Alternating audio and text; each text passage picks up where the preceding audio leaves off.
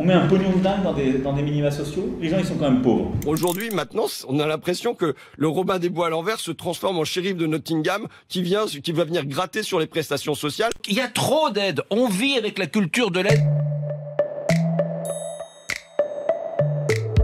Non, mais il est vrai que l'effort consacré par la nation à ces aides sociales est très important et plus important que la moyenne européenne.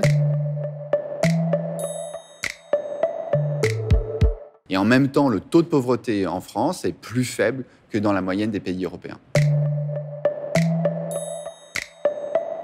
En termes de dépenses en pourcentage du revenu national, près d'un tiers, 32% exactement, est consacré à la protection sociale.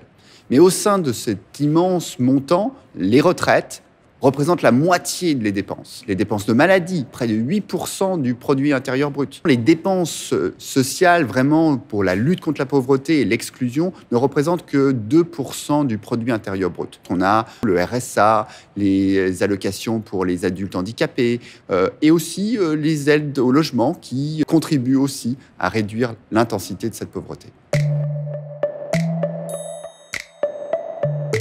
L'effet des prestations sociales en termes de réduction de l'intensité de la pauvreté est très notable. Sans les prestations sociales, on aurait un taux de pauvreté dans la population de l'ordre de 22%, alors qu'il est réduit à 14% par l'action des prestations sociales. Pour autant, selon les différentes prestations sociales, on peut avoir des constats plus ou moins critiques sur leur fonctionnement et leur efficacité. Par exemple, on a pu observer le fait que les allocations logement conduisaient à des hausses de loyer pour les allocataires bénéficiaires. Donc ça veut dire qu'une partie des allocations sont mangées par des hausses de loyer. Ça, ce n'est pas très efficace parce que ça veut dire que ça ne réduit pas autant la pauvreté et l'intensité de la pauvreté de ces ménages. Sur le RSA, il y a deux raisons pour l'augmentation du nombre d'allocataires. La première raison, c'est le fait que le montant du RSA a été augmenté et donc il y a plus de ménages qui deviennent éligibles au montant du RSA.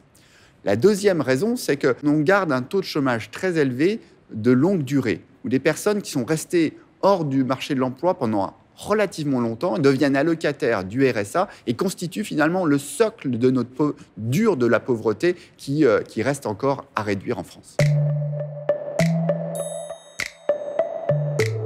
On arrive à quelque chose comme 40% de ménages qui devraient être éligibles au RSA ne demandent pas cette prestation.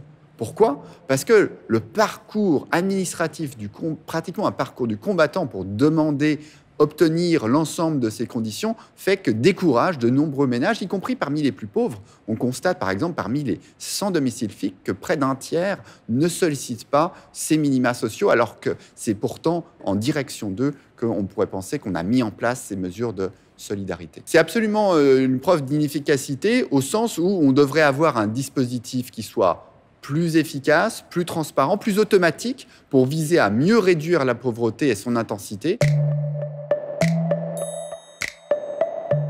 On constate que oui, l'écart entre le montant de revenus d'activité net d'impôt, revenus disponibles, et le montant que vous avez en inactivité joue sur le taux de retour à l'emploi. Pour autant, il a été bien mis en place en France des dispositifs qui visent justement à faire en sorte, avec la prime d'activité par exemple, que lorsque vous retournez en emploi, vous avez des gains nets significatifs. Ce qu'on constate aujourd'hui, c'est qu'il y a toujours en fait un gain vraiment net au retour à l'emploi.